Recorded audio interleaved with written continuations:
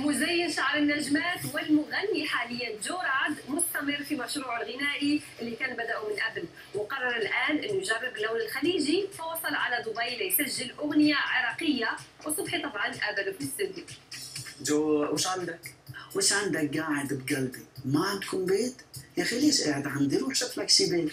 هاي هي كلمات الأغنية العراقية اللي سجلها جو واللي راح تكون ضمن ألبومه القادم. ما عندكم بيت؟ شو خطر لك عراقي؟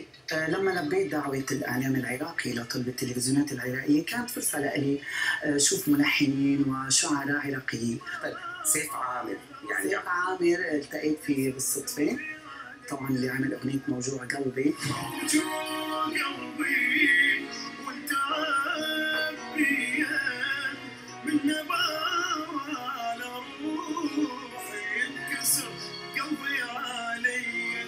فسمعني شو في أغاني ورسموا لي أغنية بتشبه صوتي، بتشبه الجو اللي أنا بعمله.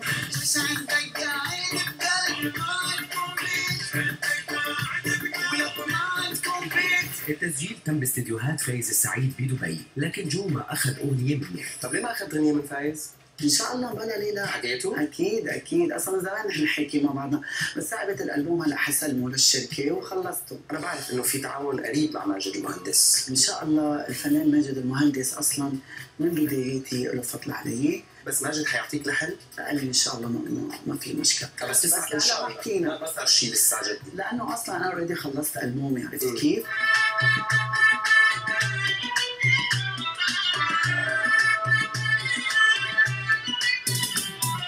غدا في ET. انت عم بتحارب. عم حارب؟ عم بتحارب، مين بيقرر انك ناجح؟ اهم شيء انا. وهالثقة خلت جو يواجه العديد من التعليقات ويفوت بحروب كثيرة.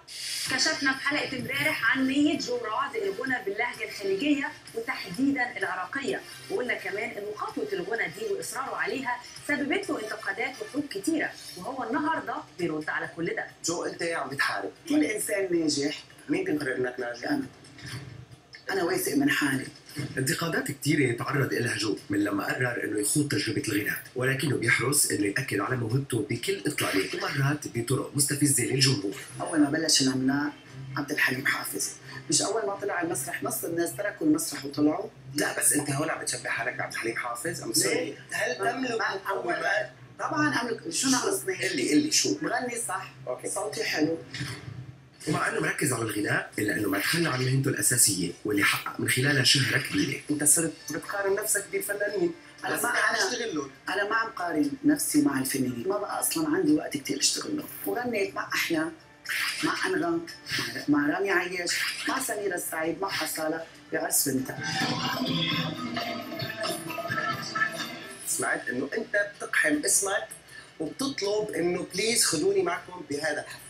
كلياتهم بالبدايات عملوا هيك. حجوة كرم طلعت هذاك اليوم وقالت انه انا ببدايتي كنت ادفع لغني مع ملحم بركه. لجو ستايل خاص بيشوفه البعض غريب ومبالغ فيه، خاصة أزياءه اللي بيطل فيها بكليباته وحفلاته وبأيامه العادية. انت بتطلع كثير اكستريم. بتحكوا على لبسي، اخر شيء كلكم بتقلدوني وبتعملوا مثلي. عيب على اللي بيعمل عيب، الناس اللي بتشكي بالغيب. مخرج سعد المجرد. مخرج المعلم. ايه. بتعرف شو قال لي؟ أنا استوحيت الكليب، سعد المجرد يا معلم من كليبك ومن ألوانك يا جو رعد. إيه نعم، وأصلا مش ناطر يقول لي. ارحمني قبل الناس بنشادية. لكن شخصيته المثيرة للجدل خلت منه مادة دسمة للسخرية، وأحدثهم قال عادل كرم اللي انتقده أكثر من مرة ببرنامجه. أنا عم بحكي عن الفنان الكبير جو رعد. وجو كان يتأثر ويرد عليه، وآخرها كان لما دعم أحلام من خلال عدة تويتس وطالبها بمقاضاة كرم بعد هجومه عليها.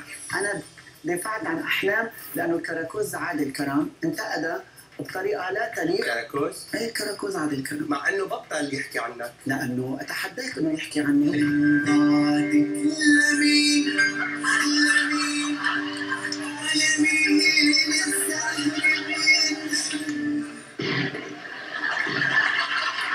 أتحداك يا عادل كرم إذا بتقدر تنتقدني أو تجيب سيرة جو رعد.